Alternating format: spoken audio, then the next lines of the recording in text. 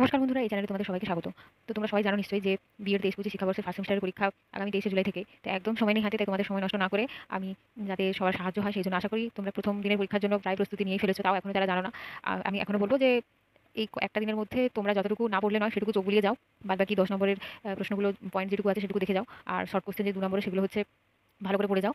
আর ৫ নম্বরের জন্য বলব যে ৫ নম্বর বা ১০ নম্বর দুজনেরই জন্য বলব যে মেইন জিনিসটা ভালো করে রিডিং দিয়ে পয়েন্টগুলো ভালো করে মনে রাখো। তো দেখো দেরি না করে চলে আসছি যে 1.1.1 অর্থাৎ কোর্স 1 যার নাম হচ্ছে চাইল্ডহুড অ্যান্ড ডেভেলপমেন্ট। তো সেটা সেকেন্ড হাফ নিয়ে আমি আজকে আলোচনা করব। যার নাম হচ্ছে চাইল্ডহুড অ্যান্ড গ্রোয়িং আপ। ঠিক আছে, চাইল্ডহুড অ্যান্ড গ্রোয়িং আপের কোর্স 1 তোমরা সবাই জানো 1.1.1, যার নাম হচ্ছে বাংলাতে শিশু ও বিকাশ। ঠিক আছে, তো এবং তার সেকেন্ড হাফটা হচ্ছে বিকাশের বিভিন্ন ক্ষেত্র অ্যাসপেক্টস অফ ডেভেলপমেন্ট। এবং এই পরীক্ষাটা তোমাদের ১২ থেকে ১.৫টা পরীক্ষা, ফার্স্ট হাফের পরীক্ষা হয়ে যাওয়ার পরে তারপরে হচ্ছে ১ ঘন্টা পরেই তোমাদের পরীক্ষাটা হবে ২.৫টা থেকে ৪টে অবধি। তো সেকেন্ড হাফের যে পরীক্ষাটা, তো দেখে নাও বিকাশের বিভিন্ন ক্ষেত্রে কী কী আছে ৫টা চ্যাপ্টারে। ফার্স্টে আছে concept, nature, interrelationship and educational implications of. কী কী তাহলে? ধারণা, প্রকৃতি, আন্তঃসম্পর্ক এবং শিক্ষাগত তাৎপর্য।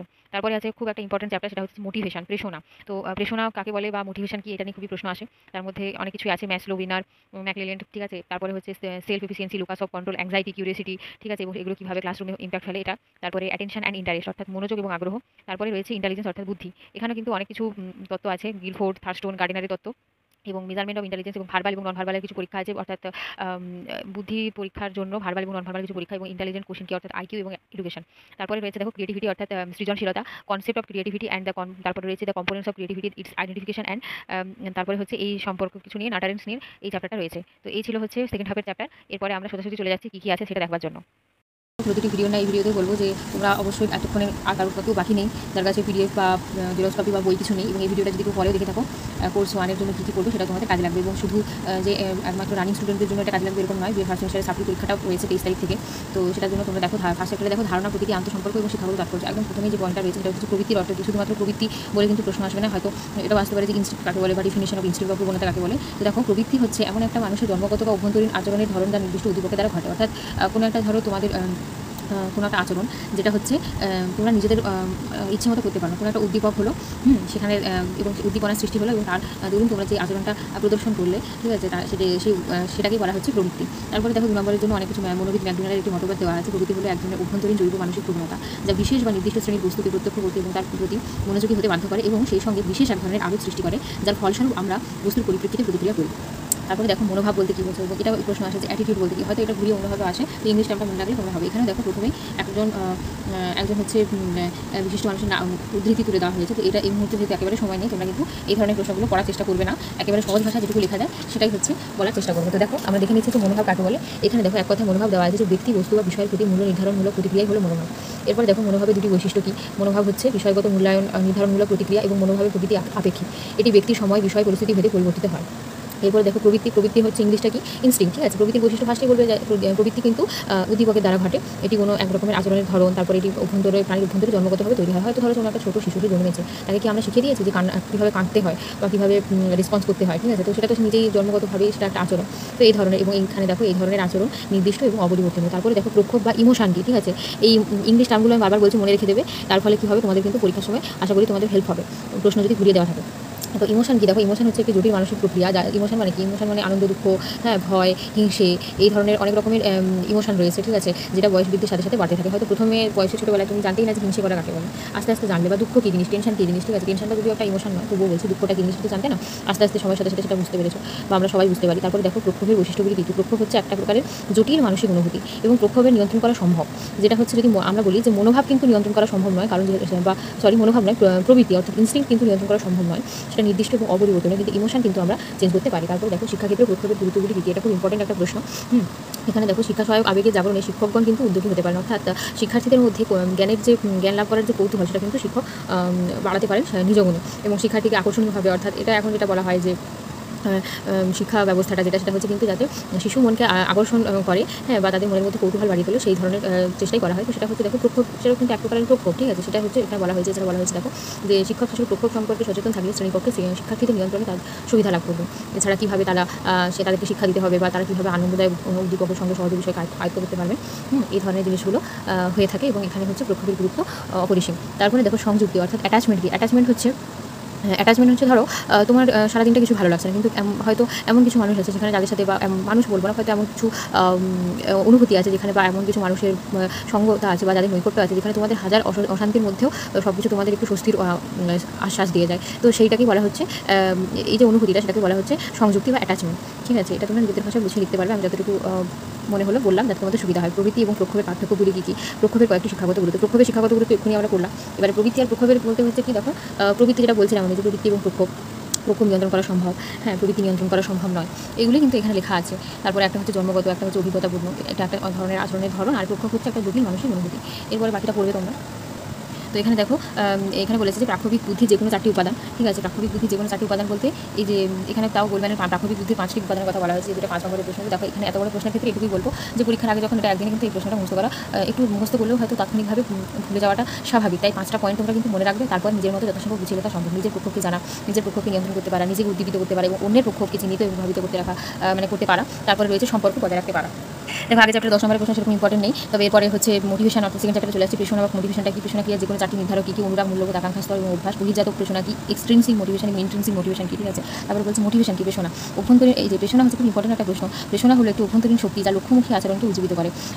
মনোবিদ কোহেন প্রেরণা সম্পর্কে বলেছেন। দেখো এই ইংলিশ কোটেশনটা তোমাদের মুখস্থ যদি না হয় তাহলে বাংলা যেটা আছে সেটা লিখবে। অর্থাৎ প্রেরণা হলো এমন কিছু যা কোনো কাজকে উৎসাহিত বা তাড়িত করে, যা সেই ব্যক্তি করে বা করতে চায়। এরপরে দেখো প্রেরণার বিভিন্ন ধাপগুলি কী কী। এখানে হচ্ছে প্রেরণার প্রকারভেদও আছে। এখানে হচ্ছে মানসিক, জৈবিক, অর্জিত বা অনর্জিত, আভ্যন্তরীণ এবং বাহ্যিক। ঠিক আছে, এই জিনিসগুলো থেকে কিন্তু প্রত্যেকটা কোশ্চেন তুলে তুলে প্রশ্ন আসে, তো এগুলো প্রত্যেকটা ইম্পর্টেন্ট। আমি বিশেষ করে শর্ট কোশ্চেনের ক্ষেত্রে আমি বলবো কোনো রকম সাজেশন মেনটেন না করা, কারণ শর্ট কোশ্চেন যে কোনো জায়গা থেকে আসতে পারে। তো দেখো বাহ্যিক এবং অভ্যন্তরীণ প্রেরণা বলতে কি বলছি। দেখো বাহ্যিক প্রেরণা বলতে যে ধরনের প্রেরণা বাইরের কোনো কিছু দ্বারা তোমার মনের মধ্যে চেতনা সৃষ্টি করে। হ্যাঁ, ধরো তুমি হচ্ছে ধরো কোনো পেরেকে তোমার পা বেঁধে গেলো, ঠিক আছে, তা বা হচ্ছে তোমার চোখে কোনো আলো পড়লো, ঠিক আছে, সেটা হচ্ছে বাহ্যিক প্রেরণার ফল। বা অভ্যন্তরীণ প্রেরণা হচ্ছে ধরো তুমি কোনো একটা গল্প বলছো বা কোনো কিছু একটা কবিতা পাঠ করছো, সেটা যে আত্মসন্তুষ্টি, সেটাকেই বলা হচ্ছে অভ্যন্তরীণ প্রেরণা। তারপরে দেখো আত্মপ্রকাশের চাহিদা বা আত্মোপলব্ধি চাহিদাকে, অর্থাৎ সেলফ অ্যাকুইজিশনের ভেরি ভেরি ইম্পর্টেন্ট একটা প্রশ্ন। দেখো ন্যাশনাল মতে মানুষের সর্বোচ্চ স্তরের চাহিদা হলো আত্মপ্রকাশের চাহিদা। প্রতিটি মানুষের কিন্তু কিছু কিছু সক্ষমতা এবং দুর্বলতা রয়েছে, এগুলি বুঝে মানুষ যখন নিজেকে প্রকাশ করতে হয় তখন পারে, তখন তার বুঝতে হবে যে তার মধ্যে আত্মপ্রকাশের চাহিদা সৃষ্টি হয়েছে। অর্থাৎ কোনো মানুষ যা হতে চায় তা হওয়ার চাহিদা, অর্থাৎ পরিপূর্ণ হওয়ার চাহিদাকেই বলে কিন্তু আত্মপ্রকাশের চাহিদা। অর্থাৎ ধরো কোনো মানুষ বা কোনো ধরো ছেলে সে ভালো ফুটবলার হতে চায় কিন্তু সে সেই জিনিসটা শিখতে পারছে না, বা কোনো মেয়ে ভালো হচ্ছে সিঙ্গার হতে চায় কিন্তু সেই জিনিসটা সে শিখতে পারছে না। কিন্তু সে যখন সেই ভিতরের যে ইনস্টিংক্টটা, ঠিক আছে, বা তার যে সেই ভিতরের যে চাহিদাটা, শেখার যে চাহিদাটা, সেটা যখন সে উপলব্ধি করে তখন সেটাকে কিন্তু বলা হচ্ছে আত্ম উপলব্ধি চাহিদা। বা সে যখন মনে করে যে এটা আমার দরকার, নিড প্রয়োজন, ঠিক আছে, তখনই সেই অবস্থাটাকে বলা হচ্ছে, চাহিদাটাকে বলছে আত্মপ্রকাশের চাহিদা। তারপর দেখো একটা ইম্পর্টেন্ট প্রশ্ন হচ্ছে সক্ষমতা কি, অর্থাৎ সেলফ এফিসিয়েন্সি। সক্ষমতা হচ্ছে তোমার নিজের যে কোনো কাজকে কার্যকরী ভাবে করার ক্ষমতার উপলব্ধি হলো সক্ষমতা। ঠিক আছে, শর্টে বললে তারপর বাকিটা তোমরা নিজের মতো গুছিয়ে লিখবে। নিয়ন্ত্রণ কেন্দ্র কি কাকে বলে, বা লোকাস অফ কন্ট্রোল। অর্থাৎ নিয়ন্ত্রণ কেন্দ্র হলো ব্যক্তির এক ধরনের ব্যক্তিত্বের সংরক্ষণ, যা ব্যক্তিসত্তার বহুমুখী বিকাশের সঙ্গে ব্যক্তির পরিবেশের সংস্পর্শে এসে নিজের মধ্যে বিভিন্ন বৈশিষ্ট্য তৈরি করতে সক্ষম হয়। এই যে নিয়ন্ত্রণ কেন্দ্র, এই নিয়ন্ত্রণের যে অবস্থাটা তাকে বলা হচ্ছে, বা নিয়ন্ত্রণ করা, সেটাকে বলা হচ্ছে যে সেই কেন্দ্রটাকে বলা হচ্ছে লোকাস অফ কন্ট্রোল। সেটাকে অনেক সময় লোকাস অফ কজিয়ালিটিও বলা হয়। এখানে দেখো লোকাস অফ কজিয়ালিটি কী সেটা দিয়েও কিন্তু প্রশ্ন আসতে পারে। তারপরে দেখো এই চ্যাপ্টারটাতে কিন্তু অনেক ধরনের হচ্ছে নির্মিতিবাদ বা অনেকজন ধরো মতবাদ তুলে কিন্তু প্রশ্ন আসতে পারে। তো সেক্ষেত্রে ঘাবড়ে যাবে না, অল্টারনেট প্রশ্ন যদি পাও ভালো, না হলে একবার চোখ বুলিয়ে যাবে, যেটুকু পারবে লিখবে, কিন্তু অপ্রাসঙ্গিক কথাবার্তা একেবারে লিখবে না, এটুকু সবাইকে অনুরোধ জানাচ্ছি। তাহলে দেখো সক্ষমতা কী বা সক্ষমতা কীভাবে বাড়ানো যায়, অর্থাৎ সেলফ এফিসিয়েন্সি কী, ঠিক আছে, সেলফ এফিসিয়েন্সিটা কীভাবে বাড়াবে, এখানে অনেক ধরনের পয়েন্ট আছে। এখানে আমি ক্যামেরাটা পজ করছি, এখানে কিন্তু তোমরা দেখে নিয়ে পড়তে পারো, বা তোমাদের কাছে প্রত্যেকেরই বই আছে, আশা করি এই পয়েন্টটা দেখে নেবে।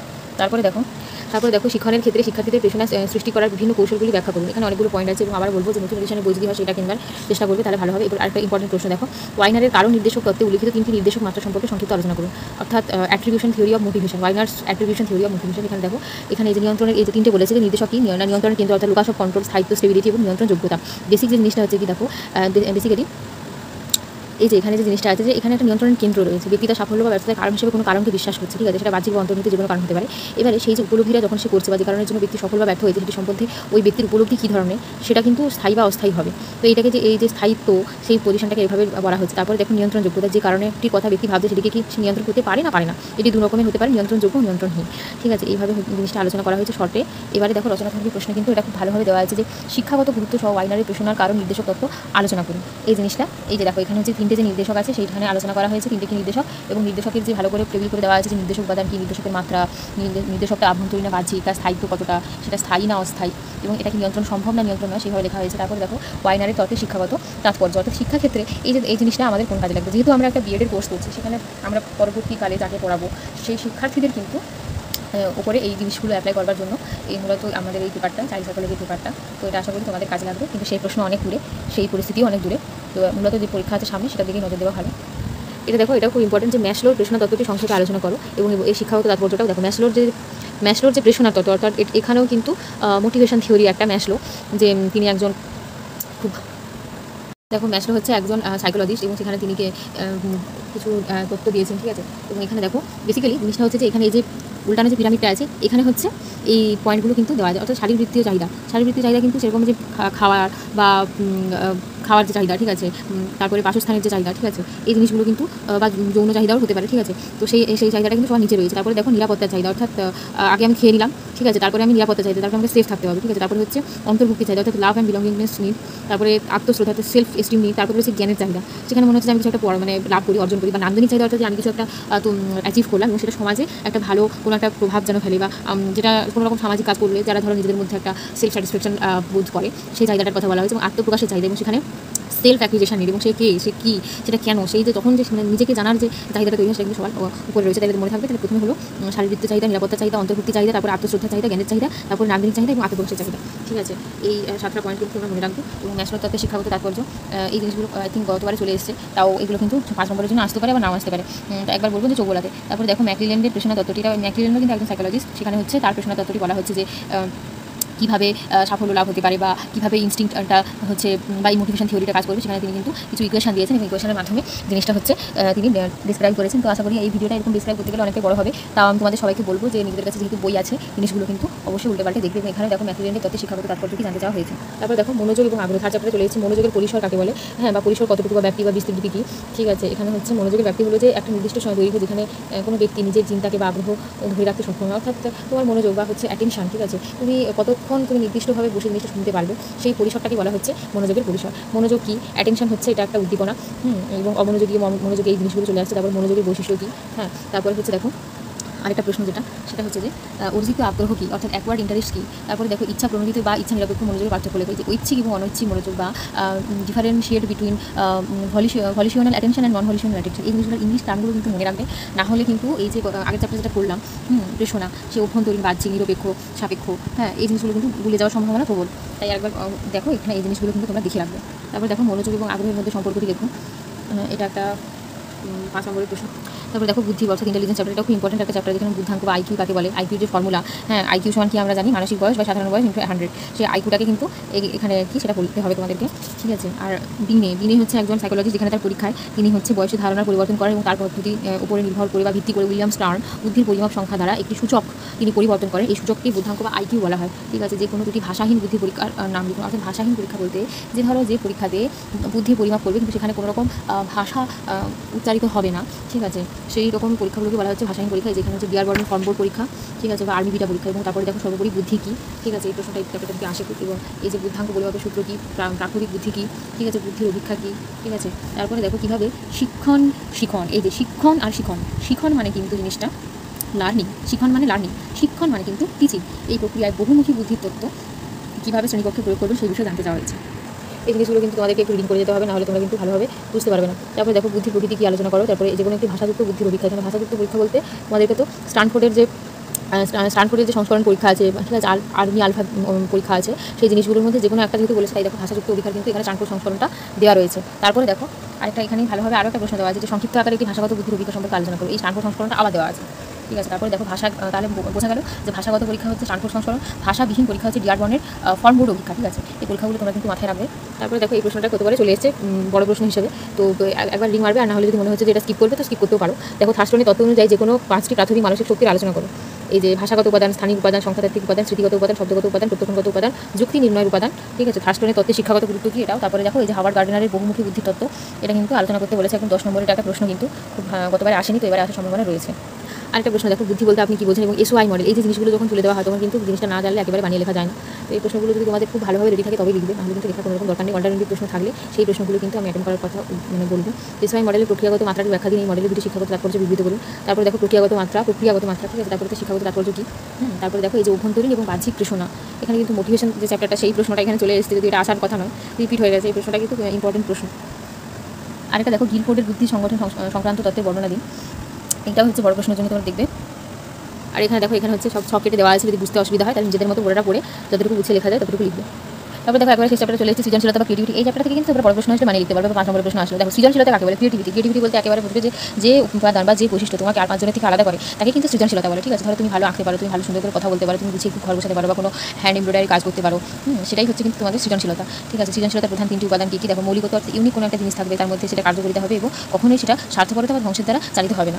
অর্থাৎ এটা খুব একটা পজিটিভ একটা ভাইব দেয়, সেরকম একটা জিনিস আর কি। সৃজনশীলতা শনাক্তকরণের 2টি বৈশিষ্ট্য, এটা তোমরা খুব ভালোভাবে বুঝতে পারবে। দেখো সাধারণত সৃজনশীল শিক্ষার্থীর কোনো একটি বিষয় সম্পর্কে বহুমুখী চিন্তন লক্ষ্য করা যায়, অর্থাৎ বাকি স্টুডেন্টরা যেটা ভাবছে, ঠিক আছে, সেটা নিয়ে হয়তো সে তার ঊর্ধ্বে গিয়ে হয়তো অন্য কিছু ভাবছে, যেটা হয়তো সেই বয়সের ছেলেমেয়েদের ক্ষেত্রে ভাবাও খানিকটা কষ্ট সাপেক্ষ। ঠিক আছে, বা সমস্যার সম্বন্ধে অনুভূতি করছে। সৃজনশীল শিক্ষার্থীরা বেসিক্যালি কী হয়, যে কোনো সমস্যা থেকে অন্যদের থেকে একটু বেশি তারা অনুভূতি করবে। ঠিক আছে, তারপরে দেখো ব্রেন স্টর্মিং কী? ব্রেন স্টর্মিং হচ্ছে কিন্তু এটা একটা চিন্তন ক্ষমতাকে উৎসাহিত করার একটা পদ্ধতি বা পন্থা। ঠিক আছে, এই ধরনের প্রক্রিয়ার সাহায্যে সৃজনধর্মী শিক্ষার্থীদের নতুন নতুন বিষয় উদ্ভাবনের সম্ভাবনা বৃদ্ধি করা যেতে পারে। তারপরে দেখো সৃজনশীলতা বৃদ্ধির জন্য কী কী কৌশল অবলম্বন করা যায়, বা যে কোনো 5টি কৌশল লেখো। এই জিনিসগুলো কিন্তু পড়াশোনা সহজ। এখানে তোমরা পয়েন্টগুলো দেখতে পাচ্ছ। তারপরে দেখো সৃজনশীলতা যেগুলো 2টি উপাদানের বিবরণ দিন, নমনীয়তা এবং মৌলিকতা, অর্থাৎ যে 3টে উপাদান দিলে তার মধ্যে 2টো জিনিসটা মানে আলোচনা করতে চাইছে বা বলছে। তারপরে দেখো সৃজনশীলতার উপাদানগুলি কি, আবার একটা প্রশ্ন এসেছে এরকমই, তো এই জিনিসটা কিন্তু তোমরা দেখে রাখবে। ঠিক আছে, তারপরে দেখো আরেকটা ভালো প্রশ্ন, এটা হচ্ছে যে সৃজনশীল শিক্ষার্থী শনাক্তকরণের বৈশিষ্ট্য আলোচনা করো, অর্থাৎ বা এটা বলা যেতে পারে যে ক্লাসরুমে তুমি সৃজনশীল শিক্ষার্থীদের কীভাবে চিহ্নিত করবে। তারপরে দেখো মানসিক ক্ষমতা, ব্যক্তিসত্ত্ব সংরক্ষণ, এই জিনিসগুলো দেখো। এখানে তোমরা দেখতে পাচ্ছ একদম প্রথমে 2022-এর যে পরীক্ষাটার প্রশ্ন আমি নিয়ে চলে এসেছি। দেখো এখানে 10 মার্কের 2 নম্বরের প্রশ্ন রয়েছে, টোটাল মার্কসটা 10। ঠিক আছে, তোমরা সবাই জানো। তারপরে দেখো এই যে ইমোশন বলতে কি, আবেগ বলেছে। ঠিক আছে, ইমোশন কিন্তু এটা তোমরা জানো যে প্রক্ষোভ। ঠিক আছে, সেটাকে ঘুরিয়ে প্রশ্নটা দিয়েছে। তারপরে বলছে যে শিক্ষাক্ষেত্রে মনোভাবের যে কোনো 2টি গুরুত্বপূর্ণ গুরুত্ব আলোচনা করো। অ্যাটিটিউড, ঠিক আছে, এই জিনিসগুলো কিন্তু একদম মনে রাখবে। ঠিকানে অ্যাটিটিউড বা এখানে এটাও কিন্তু একটা ঘোরানো প্রশ্ন। তারপরে দেখো কৌতূহল বা কিউরিওসিটি কি তারপরে সৃজনশীলতা যে কোনো 2টি উপাদান, মনোযোগের পরিসর বা স্প্যান অফ অ্যাটেনশন কি, বাচনিক এবং অবাচনিক বুদ্ধির অভিজ্ঞার পার্থক্য কি, অভ্যন্তরীণ প্রেরণা কি। তারপরে দেখো বুদ্ধি কি, মানসিক বয়স ও বুদ্ধাঙ্গের সঙ্গে সম্পর্ক ব্যাখ্যা করো। বিদ্যালয়ের শিক্ষক বা শিক্ষিকা হিসেবে কীভাবে আপনি আপনার শিক্ষার্থীদের মধ্যে মনোযোগের ওঠানামা শনাক্ত করবেন সেটা দেখো। এই প্রশ্নটা কিন্তু মানিয়ে দিতে পারে। তারপরে বলছে প্রারম্ভিক বুদ্ধির উপাদান সমূহ সংক্ষেপে ব্যাখ্যা করুন। সৃজনশীলতার প্রধান উপাদানগুলি সংক্ষেপে লেখো। তারপর অ্যাংজাইটি কি, ঠিক আছে, উদ্বেগের বৈশিষ্ট্যগুলি উল্লেখ করে, আমাদের মধ্যে এখন প্রায় আছে সবার, তো এটা তোমরা যদি পারো নিজেদের মতো করে গুছিয়ে লিখতে পারো। তারপরে দেখো 10 নম্বরে দেখো ওয়াইনারের প্রশ্ন তত্ত্ব সংক্ষেপে আলোচনা করো, বা ম্যাসলোর প্রশ্ন তত্ত্বের শিক্ষাগত গুরুত্ব উল্লেখ করো। তারপরে বলছে শিক্ষাগত গুরুত্ব সহ থার্স্টনের বুদ্ধি তত্ত্বটি ব্যাখ্যা করো। দেখো এখানে হচ্ছে দেখো 2টো প্রশ্ন কিন্তু তোমাদের জানা, কিন্তু পরীক্ষা হলে তোমাদেরকে সিলেক্ট করতে হবে যে কোন প্রশ্ন তোমরা সময়ের মধ্যে গুছিয়ে লিখতে পারবে। ঠিক আছে, তারপরে দেখো 2020 প্রশ্ন আসছি। দেখো এখানে বলছে অ্যাটেনশন বা মনোযোগ বলতে কি বোঝো, শিক্ষাক্ষেত্রে মনোভাবের 2টি গুরুত্ব, লুকাস অফ কন্ট্রোল কাকে বলে, সৃজনশীলতার যে কোনো 2টি উপাদানের বিবরণ দিন। সৃজনশীলতা বলতে কি বোঝো, অ্যাকোয়ার্ড ইন্টারেস্ট বা অর্জিত আগ্রহ কি, প্রবৃত্তির অর্থ কি। হ্যাঁ, এই জিনিসগুলো, যে প্রবৃত্তি ইংলিশটা কি, ইনস্টিংক্ট। ঠিক আছে, তারপরে দেখো ভাষাগত বুদ্ধি ও শিক্ষার উপর একটি সংক্ষিপ্ত টিকা লেখো। তারপরে দেখো কিভাবে শিক্ষণ মানে কি, টিচিং, শিক্ষণ মানে লার্নিং, প্রক্রিয়ার বহুমুখী বুদ্ধি তত্ত্ব শ্রেণীকক্ষে প্রয়োগ করা সম্ভব। ওয়াইনারের কারণ নির্দেশক তত্ত্বে উল্লেখিত 3টি নির্দেশক মাত্রা, 3টির মধ্যে একটা হচ্ছে কি স্টেবিলিটি, আরেকটা হচ্ছে কন্ট্রোল, আরেকটা কি লোকাস অফ কন্ট্রোল, আরেকটা হচ্ছে যে আরেকটা সেটা হচ্ছে 3 নম্বর পয়েন্টে তোমরা একবার দেখবে, এই মুহূর্তে আমার মনে পড়ছে না ঠিক। এখানে দেখো 5 নম্বর প্রশ্ন 5 নম্বর প্রশ্ন আছে। দেখো সৃজনশীল ব্যক্তির যে কোনো 5টি বৈশিষ্ট্য, তারপর হচ্ছে ঐচ্ছিক এবং অনৈচ্ছিক মনোযোগের মধ্যে উদাহরণ সহ পার্থক্য। হ্যাঁ, এখানে দেখো তারপর বলছে প্রেষণার সংজ্ঞা কি, ম্যাকলেল্যান্ডের প্রেষণা তত্ত্বটি এবং শ্রেণীকক্ষের প্রয়োগ আলোচনা করো। ম্যাকলেল্যান্ড এবং ম্যাসলো, ঠিক আছে, দুজন আলাদা সাইকোলজিস্ট, একদম ভুলবে না। এখানে দেখো ম্যাসলো তত্ত্বে উল্লিখিত চাহিদাগুলি ব্যাখ্যা করুন। এই তত্ত্বের যে কোনো 3টি শিক্ষাগত তাৎপর্য উল্লেখ করুন। তারপরে দেখো এখানে হচ্ছে 2019 আছে প্রবৃত্তি সংজ্ঞা দাও। ইনস্টিংক্ট কি, বহির্জাত প্রেরণা বা এক্সট্রিনসিক মোটিভেশন কি, মনোভাব বলতে কি বোঝায়, মনোযোগের পরিসর কি, আইকিউ বলতে কি বোঝো। হ্যাঁ, মোটিভেশনের যে কোনো 4টি নির্ধারক কি, সৃজন ক্ষমতা বা ক্রিয়েটিভিটি, দেখো সৃজন ক্ষমতা বা সৃজনশীলতা। হ্যাঁ, এখানে যেখানে দেখবে ইংলিশ লেখাটা একই আছে, সেটা কিন্তু একই বোঝাচ্ছে, ক্রিয়েটিভিটি। তারপরে দেখো 5 নম্বর প্রশ্নে প্রাক্ষবিক বুদ্ধির উপাদান সমূহ সংক্ষেপে ব্যাখ্যা করো। সক্ষমতা এবং নিয়ন্ত্রণকে, অর্থাৎ সেলফ এফিসিয়েন্সি এবং লোকাস অফ কন্ট্রোল। ঠিক আছে, হ্যাঁ, ওই যে আরেকটা যেটা বলছিলাম যে নির্দেশক প্রেষণা, 3টা, একটা self efficiency, locus of control এবং আরেকটা স্টেবিলিটি। কিভাবে প্রেষণা ক্রিয়াকে প্রভাবিত করে আলোচনা করে। তারপর ইচ্ছা প্রণোদিত এবং ইচ্ছা নিরপেক্ষ মনোযোগের পার্থক্য লিখুন। থার্স্টনের বুদ্ধি তত্ত্ব অনুযায়ী যে কোনো 5টি প্রাথমিক মানসিক ক্ষমতা আলোচনা করে। সৃজন ক্ষমতার উপাদানগুলি বা সৃজনশীলতার উপাদানগুলি আলোচনা করো। তারপর বলছে গার্ডেনার প্রদত্ত বহুমুখী তত্ত্ব, বহুমুখী বুদ্ধি তত্ত্ব আলোচনা করো। তারপর বলছে দেখো শিক্ষাগত গুরুত্ব সহ ওয়াইনারের প্রেষণার কারণ নির্দেশক তত্ত্ব আলোচনা করো। তারপর দেখো 2018-তে রয়েছে মনোযোগের যে কোনো 4টি বৈশিষ্ট্য, সক্ষমতা কি, মনোযোগে মনোভাব, ঠিক আছে, অ্যাটিটিউডের 2টি বৈশিষ্ট্য, সৃজনশীলতার উপাদানগুলি নাম লেখো। তারপর দেখো যে কোনো 2টি ভাষাহীন বুদ্ধির অভিজ্ঞতা, ভাষাহীন এবং ভাষাযুক্ত, এই দুটো পরীক্ষাকে নামগুলো কিন্তু খুব ভালো করে মনে রাখবে, যাতে একদম ভুল হয় না পরীক্ষায়। তারপরে দেখো অভিসারী এবং অপসারী উৎপাদনে, দেখো অভিসারী অর্থাৎ অভিসারী মানে হচ্ছে কনভার্জেন্ট প্রোডাকশন এবং ডাইভার্জেন্ট প্রোডাকশন। কনভার্জেন্ট মানে হচ্ছে এক কেন্দ্রিক, অর্থাৎ যেটা সীমাবদ্ধ, আর ডাইভার্জেন্ট মানে হচ্ছে তোমরা নতুন করে কিছু যেন ভাবতে পারবে। ঠিক আছে, সেটাই বলা হচ্ছে। তারপরে অভ্যন্তরীণ প্রেরণা অর্থাৎ ইন্ট্রিনসিক মোটিভেশন কি। তারপরে দেখো প্রবৃত্তি ও প্রক্ষোভের মধ্যে পার্থক্যগুলি কি, প্রক্ষোভের কয়েকটি শিক্ষাগত গুরুত্ব আলোচনা করো। তারপরে দেখো বলছে যে বাহ্য নিয়ন্ত্রণ কেন্দ্র বলতে কি বোঝো, অর্থাৎ external situation, locus of control, এটা উপরে প্রশ্ন দিয়েছে। তারপরে দেখো একজন শিক্ষক হিসেবে শ্রেণীকক্ষে এদের প্রয়োগ আলোচনা করো। সৃজনশীল শিক্ষার্থীদের কিভাবে শনাক্ত করবে। তারপরে দেখো কিভাবে শিক্ষণ অর্থাৎ টিচিং এবং লার্নিং, এই প্রশ্নটা কিন্তু রিপিট হলো। প্রক্রিয়া বহুমুখী বুদ্ধি তত্ত্ব শ্রেণীকক্ষে প্রয়োগ করা সম্ভব, কিভাবে সম্ভব সেটা জানতে চাইছে। শিক্ষণের ক্ষেত্রে শিক্ষার্থীর প্রেরণা সৃষ্টি করার বিভিন্ন কৌশলগুলি ব্যাখ্যা করুন। এখানে দেখো প্রেরণার সংজ্ঞা দিয়ে ম্যাকলেল্যান্ডের প্রেরণা তত্ত্বটি শ্রেণীকক্ষের প্রয়োগ, ঠিক আছে, বুদ্ধির প্রকৃতি আলোচনা করো এবং এদের যে কোনো একটি ভাষাযুক্ত বুদ্ধির অভিক্ষা বিস্তৃতভাবে আলোচনা করতে বলছে। তারপরে দেখো 2017-তে মনোযোগ বলতে কি বোঝো, গার্ডেনার প্রস্তাবিত আন্তর্ব্যক্তিক বুদ্ধির ব্যাখ্যা কি, প্রাক্ষবিক বুদ্ধি, ঠিক আছে, তারপরে ঐচ্ছিক এবং অনৈচ্ছিক মনোযোগের উদাহরণ সহ পার্থক্য। থার্স্টনের তত্ত্ব অনুযায়ী যে কোনো 5টি প্রাথমিক মানসিক শক্তির আলোচনা করো। সৃজনশীল ব্যক্তির যে কোনো 5টি বৈশিষ্ট্য। তারপরে হচ্ছে বুদ্ধি বলতে আপনি কি বোঝেন, এসওয়াই মডেলের প্রক্রিয়াগত মাত্রাটি ব্যাখ্যা দিন। এই মডেলের 2টি তাৎপর্য, শিক্ষাগত তাৎপর্য ব্যাখ্যা করুন। হ্যাঁ, এখানে দেখো আরেকটা বলছে যে অভ্যন্তরীণ এবং বাহ্যিক প্রেরণার ব্যাখ্যা দিতে বলছে এবং ম্যাকলিল্যান্ডের প্রেষণা তত্ত্বটি শিক্ষাগত তাৎপর্য সহ আলোচনা করতে বলছে। তারপরে দেখো, দাঁড়াও, এই যে তারপরে হচ্ছে জানতে চাইছে যে 2016 এটা হচ্ছে আবার এলো। দেখো, সৃজনশীলতা বলতে কি বোঝো, শিক্ষাক্ষেত্রে প্রকল্পের গুরুত্ব, মনোযোগ, আগ্রহের সম্পর্ক এবং বুদ্ধাঙ্কুর অর্থ কি, সৃজনশীলতা দুটি উপাদানের বিবরণ দাও, শিক্ষাক্ষেত্রে মনোযোগে মনোভাবে দুটি গুরুত্ব আলোচনা করো, প্রেষণা এবং মোটিভেশন এবং মোটিভেশন এবং ড্রাইভ অর্থাৎ প্রেষণা এবং তাড়নার মধ্যে পার্থক্য লেখো। তারপরে হচ্ছে গ্রুপ বিতে দেখো, প্রাকৃতিক বুদ্ধি যে কোনো 4টি উপাদানের ব্যাখ্যা করো। এই ধরনের বুদ্ধি যে কোনো একটি শিক্ষাগত তাৎপর্য উল্লেখ করো। তারপরে দেখো, শিক্ষাক্ষেত্রে প্রয়োগ সহ মনোযোগের যে কোনো 5টি নির্ধারক আলোচনা করো। সৃজনশীলতা প্রতিপালনের যে কোনো 5টি কৌশল আলোচনা করো। বাহ্যিক ও অভ্যন্তরীণ প্রেষণার অর্থ লিখুন। উদাহরণ সহযোগে এই দুই ধরনের প্রেষণার পার্থক্য ব্যাখ্যা করুন। ভাষাগত বুদ্ধির অভিক্ষার উপরে একটি সংক্ষিপ্ত টিকা। তারপরে হচ্ছে দেখো, তারপরে 10 নম্বরে দেখো, এখানে রয়েছে যে এই যে ম্যাসলো তত্ত্বের উল্লিখিত চাহিদাগুলির ব্যাখ্যা দিন। এই তত্ত্বে যে কোনো 3টি শিক্ষাগত তাৎপর্য উল্লেখ করুন। তারপরে গার্ডিনারের বুদ্ধি তত্ত্বটি আলোচনা করতে বলছে। আর একদম শেষে দেখো 2021 প্রশ্নে দেখো, শিক্ষাক্ষেত্রে প্রক্ষোভ অর্থাৎ ইমোশনের গুরুত্ব বিবৃত করুন। আইকিউ কি, সেলফ অ্যাকুইজিশন কি, প্রেষণা এবং তাড়না। প্রেষণা হচ্ছে যে কোনো কিছু একটা মোটিভেশন, সেটা বাহ্যিক বা অভ্যন্তরীণ হতে পারে, এটা একটা উদ্দীপকের একটা ব্যাপার থাকে। আর তাড়না মানে যেটা তোমাকে তাড়িয়ে বেড়াচ্ছে, যে কোনো কিছু পাওয়ার জন্য যে তোমার একটা আকাঙ্ক্ষা, সেটাই হচ্ছে তাড়না।